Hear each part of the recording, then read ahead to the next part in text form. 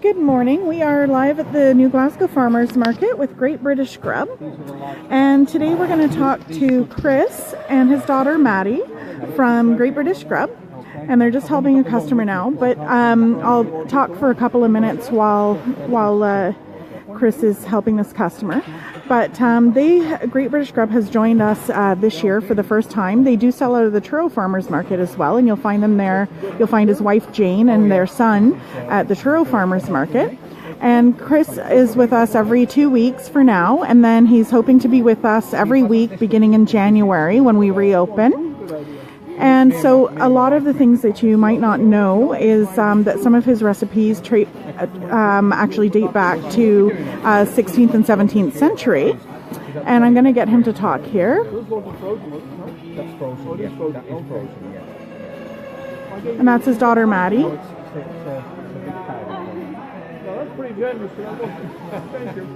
Thank you very much. So hi, good morning, Chris. Hi, good morning. So tell us a bit about your story and why you do what you do and why you're here, and I'll maybe. Okay, so I'm Chris. This is Great British Grub, which is a family business. We're an immigrant family. We came from the British Isles. When did we come? 7 years ago, roundabout. And we had a little kind of catering business in Britain, myself and my wife. Right.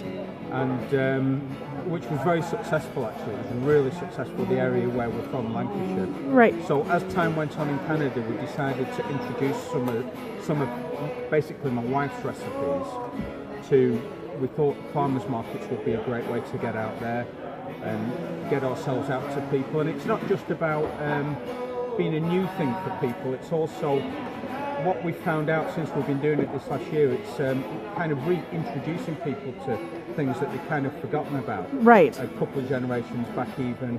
For instance, our Eccles cakes. This is the only sweet thing I've got with me today.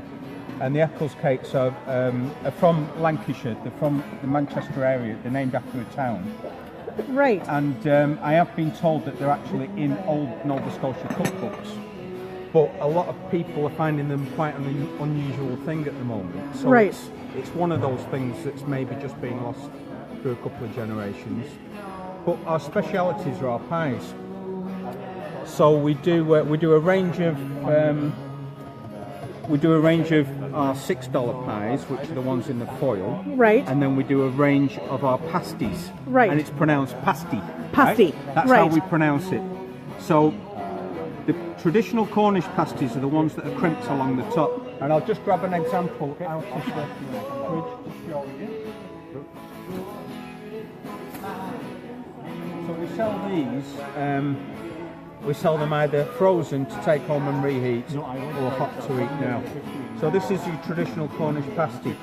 The recipe we follow for this goes back to the 1720s, 1730s. Wow. And they originate from the Truro area of southern England in Cornwall. And they were the food that the miners took down the tin mines with them. Okay. Okay, so originally what happened was, where the crimped along the top, this was kind of the handle that the miners used to hold the lunch with, and then at the end of the lunch you'd throw it away so they wouldn't get poisoned. Oh. Okay, that's neat is that? Wow. Yeah, that's how the shape of them originates. Okay. But we also do a vegetarian version of the Cornish pasty, which is very popular. And what I'll just tell you what's in the traditional Cornish pasty. Please. It's beef, turnips, and potatoes in equal thirds. Right. Okay, and it has onion flavouring, and then just a bit of seasoning as well. And that's your traditional Cornish pasty. And there's actually a different baking process that's used to the rest of the pies, but I won't get into all that. But they are quite a labour-intensive job to make these. Okay, so it's kind of unique to the area. There you go, darling. We also do, like I say, we have our pies, and our pies come in these various flavours. The most popular at the moment are probably steak and mushroom and steak and Guinness. Yes. The Guinness being the Irish ale, because like I stress, we do foods from all over the British Isles. Yeah. So we're actually from Northern England, but we do foods from Scotland, Ireland, Wales, the whole thing. I can't bring absolutely everything with me every week to the other markets that I go to, but we are at Truro Yes. every week, right the way throughout the year. And we Yep. have the kitchen there, so we do full breakfasts, lunches. We do a selection of other regional foods from the British Isles, and it's all using local ingredients. Okay, so we use local farm-produced ingredients from Pictou County and Colchester County, mainly from the area where we're from. Right.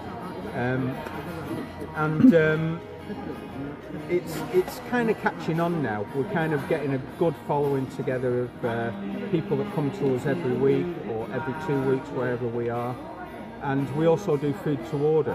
Right. So just recently we did the catering for the Highland Games Oh, nice. in Bible Hill, which was quite a big job for us. We fed all the local dignitaries, dancers, Yeah. athletes, that type of thing. And we also actually supply food for CBC TV. Oh, very nice. So we do, when they do filming in Truro area, they film for Trailer Park Boys, Mr. D, etc. Yeah. The cast and the crew members have got quite a liking for our pies, so they place orders with us throughout the season. So it's all helping to build up our brand, really. Yeah. And it's all made by us, so it's all homemade food, good old-fashioned recipes. And your wife Jane, she makes it all. Yep. And starts like Wednesday Yep. and makes for all these Yep. markets. Oh, yeah. So Well, everything is nice and fresh, right? Yeah, what happens is she starts Wednesday, then I jump in and help towards the end of the week. And normally Fridays between us we'll have like a 15-20 hour day, just making sure everything's produced, everything's fresh, it's as good quality as it can be, and then it's everything that's frozen is fresh frozen. So we've just got a great range of food for people, and we just want people to know what we're doing and to get behind us. And the thing is, the farmers markets are perfect, because if you go to any farmers market anywhere in the British Isles, you'd find 2 or 3 people doing what we do, and they'd all be competing against each other, because pies are a massive important thing Yes. in the UK. And we get customers that are not just expat Brits, but expat Australians, South Africans. They're also big on pies. Yes. So we're kind of getting the brand out, and we're just excited to be moving forward into next year. That's awesome. And say hi, Maddie. This is my daughter. Hi, Maddie. So is there anything else that you guys would like to tell anybody? Any kind of fun facts that people might not know, or? Fun facts. Well, if like I say, one kind of fun fact is the Eccles cakes. So if you look down on here, I mean, Eccles, these are the cakes over here, and Eccles is a town around the Manchester area. But these cakes were actually banned during Puritan times, because it was said, the church said they were actually too delicious. So it was Wow. it must be the food of the devil. And this just Wow. goes into some of the research that we were doing Yes. when we were kind of setting this up this year. There's all kinds of stories attached to food. I mean, you can go back to the Wars of the Roses during what was predated the English Civil War, which Yeah. was the wars between Lancashire and Yorkshire, and it has been said that the Lancastrians threw black puddings at the Yorkshire people, and they threw Yorkshire puddings back over to Lancashire. There's all kinds of silly kind of stories like that. But the basic message is there's loads of history Yes. wrapped up in the food, and especially pies. So we want people to... And that's a fun fact in itself, Yeah. because Oh, yeah.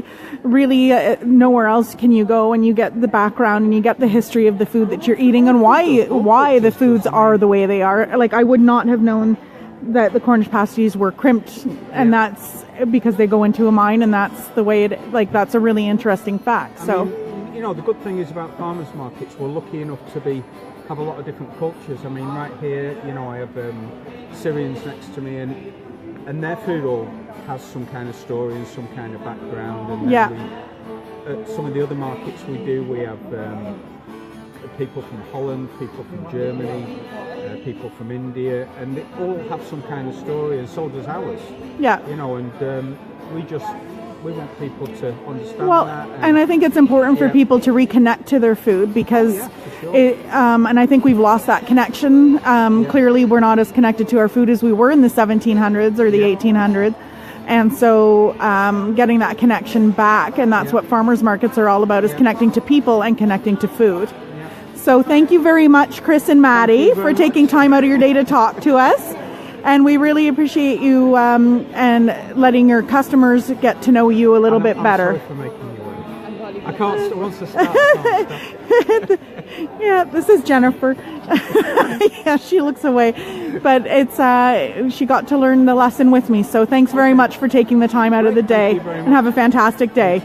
Thanks. And they are here from 9 until 1. And pies are going great. And there's nothing wrong with a meat pie for breakfast. So come on out to the market and join us again in a few minutes. We're going to talk to Gem Creations and BLM Meats here shortly. Thanks for listening.